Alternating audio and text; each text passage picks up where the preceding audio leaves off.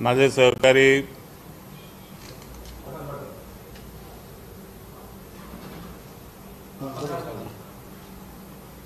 माननीय राम शिंदे, माननीय राजपुरोहित जी, माननीय गणेश हाके, संजय उपाध्याय, संतोष पाचलग आज आपल्याबरोबर उपस्थित आहेत की ज्यांनी हा भोंग्यांच्या विषयामध्ये रिट पिटिशन केला होता आणि त्यांनी केलेल्या रिट पिटिशनमध्ये न्यायालयाने जो निकाल दिला त्याच्यानंतरचे पुढचे मुद्दे सध्या आपल्या समोर येत आहेत। राज्याच्या गृहमंत्र्यांनी परवा सर्वपक्षीय बैठक घेतली, त्या बैठकीमध्ये काही चर्चा केली आणि त्या बैठकीनंतर त्यांनी जी विधानं केली त्या संदर्भात मी आज आपल्याला काही गोष्टी निदर्शनाला आणून देणार आहे।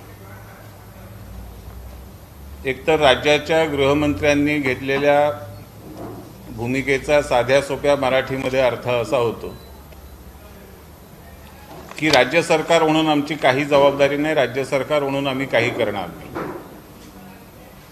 कायदा सुव्यवस्था राखण्याची जबाबदारी सुद्धा आमची नाही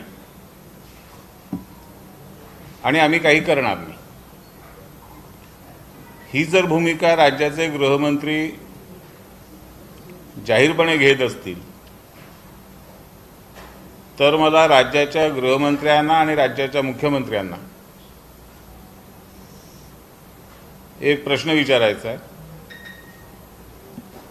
की आपल्याला या सतीची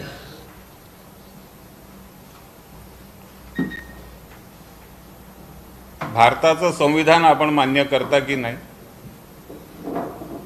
भारताच्या संविधानाने जी न्यायालयाची व्यवस्था करून दिलेली आहे ती आपण मान्य करता की नाही, या प्रश्नाचं उत्तर राज्याच्या गृहमंत्र्यांनी राज्याच्या मुख्यमंत्र्यांनी स्वच्छ शब्दात दिलं पाहिजे।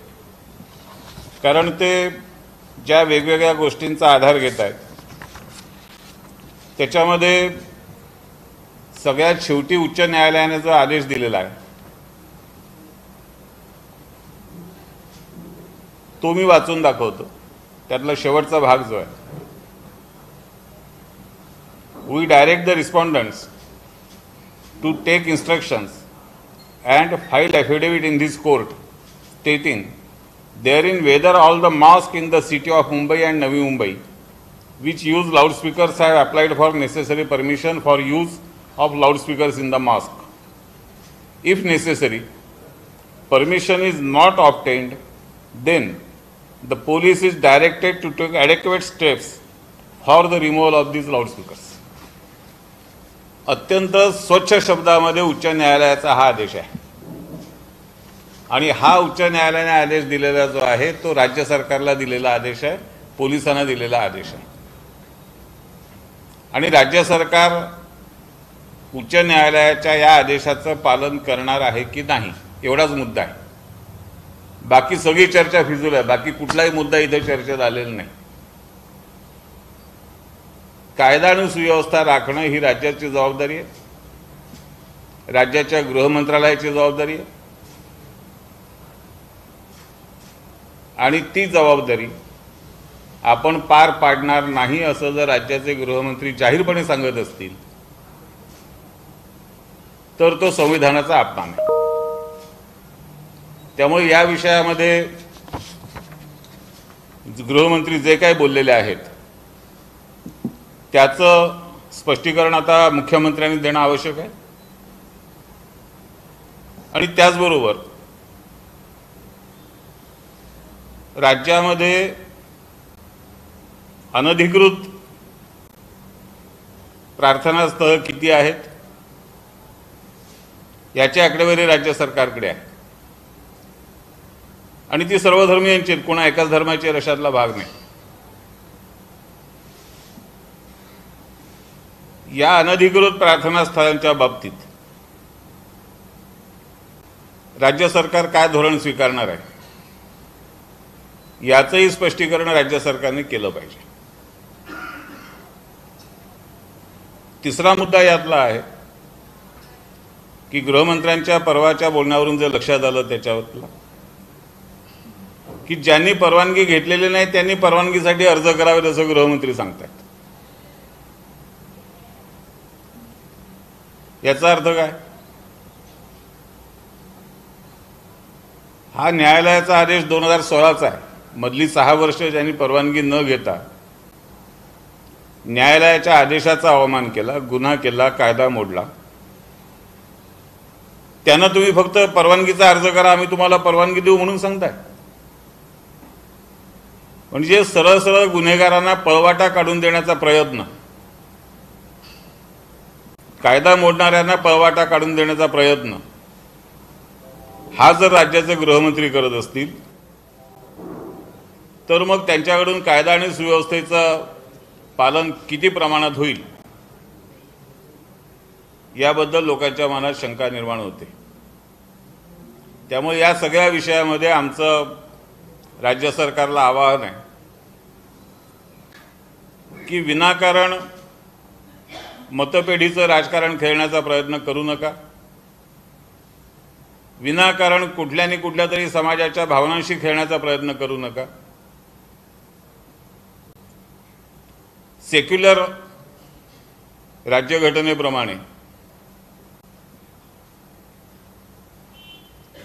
कायदा सगळ्यांना समान लागू होतो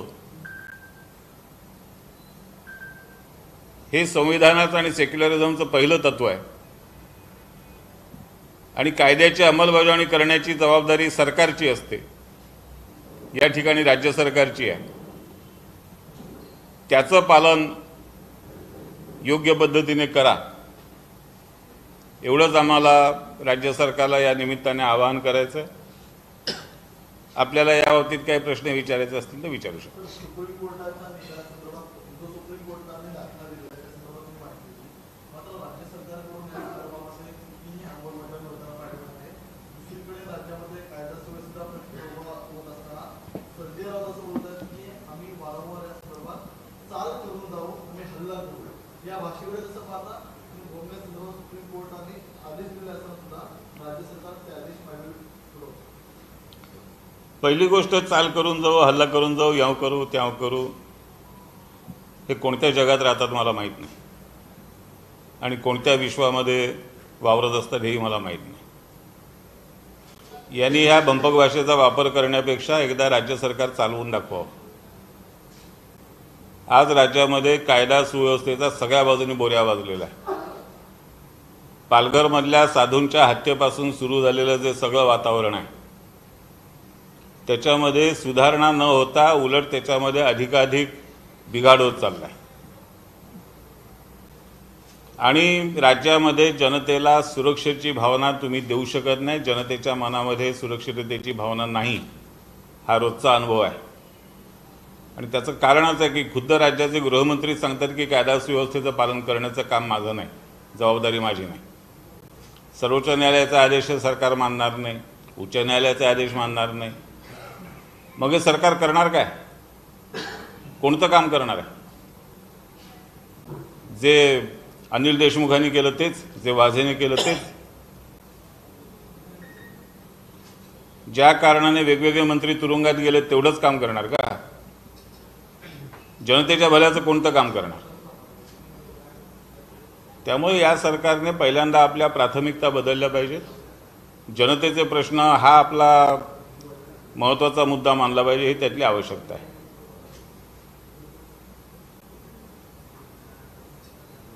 आणि काय हिंदी राज्य के गृह मंत्री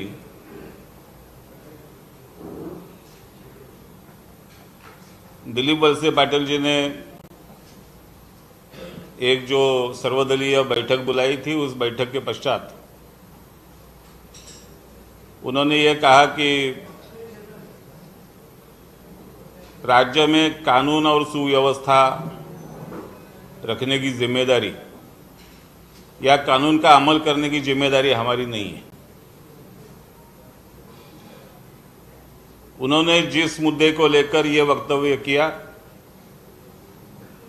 वह मुंबई उच्च न्यायालय का सरकार को दिया हुआ आदेश है, सर्वोच्च न्यायालय का आदेश है, उसकी गाइडलाइंस है और उसके मुताबिक काम करना ये राज्य सरकार पर बंधनकारक है।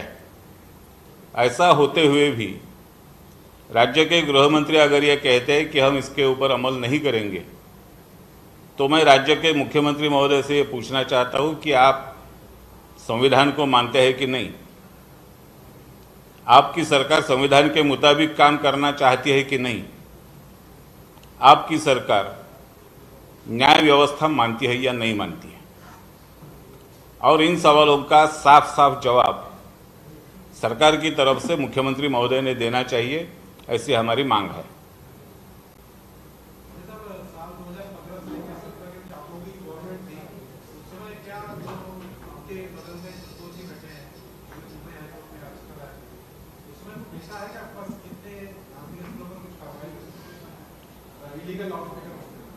उस वक्त जो आदेश दिया गया उसके मुताबिक हमारी सरकार ने कई सारे आदेश जारी किए, निर्देश जारी किए, उनका अमल भी शुरू किया और उसके माध्यम से एक बात सामने आई कि करीबन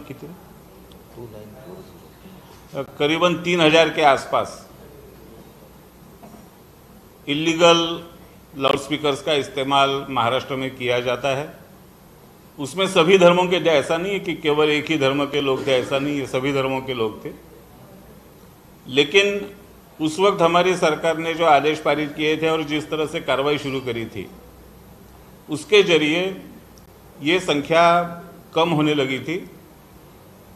कई लोगों ने अपने लाउडस्पीकर्स निकाल दिए या उसका जो आवाज़ था वो मर्यादा में लाया।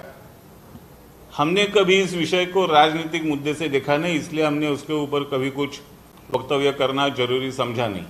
लेकिन न्यायालय के आदेश का अमल हम कर रहे थे, इसीलिए किसी की शिकायत नहीं थी। लेकिन हमारी सरकार जाने के पश्चात और ये सरकार आने के पश्चात ये माहौल बदलता गया। इस सरकार ने हर जगह पर हमारे सरकार ने किए हुए अच्छे काम जो है वो या तो बंद करना या पलटाना, यही अपना उद्दिष्ट और प्राथमिकता समझकर काम शुरू किया और इसकी वजह से ये बवाल आज खड़ा हुआ है।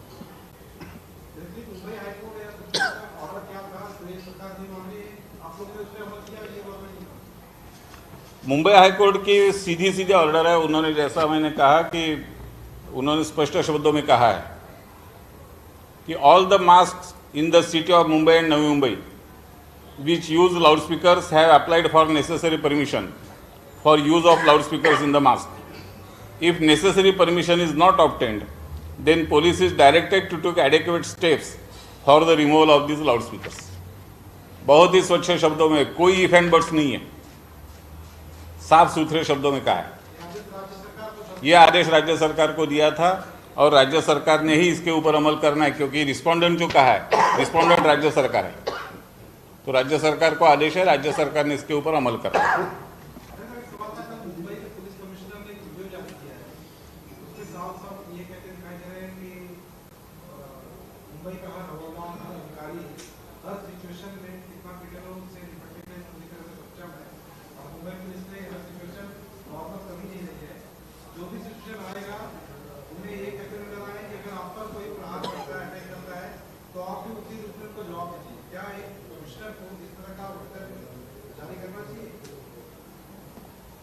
देखिए, मैं आपको एक पुरानी याद दिलाता हूँ।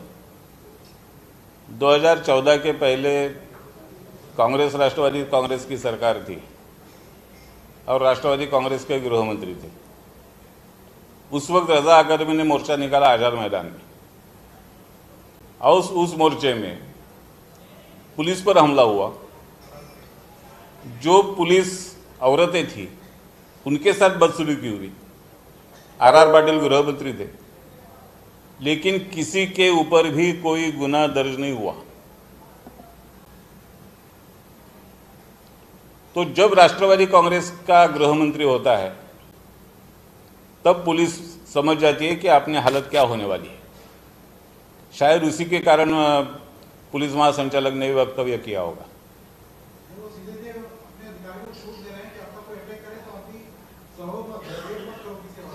क्योंकि सरकार उनके लिए कुछ करने वाली नहीं है।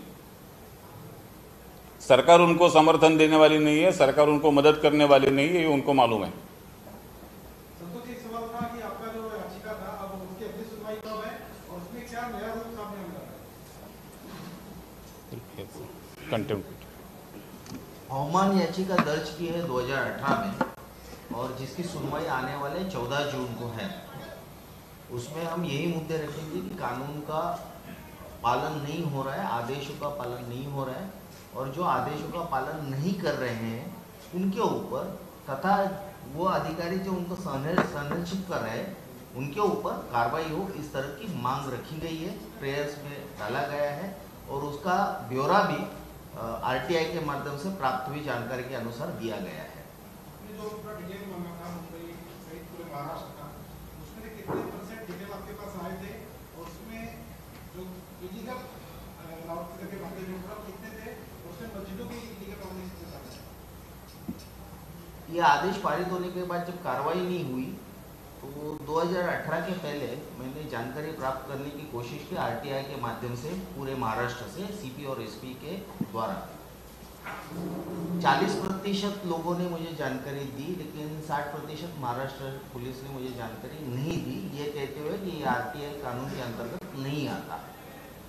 लेकिन जो प्राप्त हुए उसमें अधिकांश मुंबई की है, लेकिन पूरे महाराष्ट्र के जो प्राप्त हुए उससे समझा जाए तो 2940 करीबन 3000, जैसे माधव जी ने कहा 3000 के करीब इलीगल लाउडस्पीकर आज भी प्रार्थना स्थलों पर है। उसमें से 1800 से ज़्यादा मस्जिद और मॉस्क के ऊपर है, जबकि मुंबई का पूरा डेटा मुझे मिला है जिसमें 900 के ऊपर मस्जिदों के मुंबई में ही लाउडस्पीकर हैं इलीगल, ऐसी जानकारी प्राप्त हुई। 14 जून में किस बात पे कोर्ट में बहस हुई? जो कंटेंट अवमान याचिका दर्ज की है उसके आगे की सुनवाई के लिए कोर्ट ने ये तारीख निश्चित की है। अब तक कोई पालन नहीं हो रहा है ऑर्डर का? एफिडेविट सरकार के माध्यम से टाइम टू टाइम दिया गया है, लेकिन आज तक पालन नहीं हुआ है, इसके लिए आज भी ये जारी है।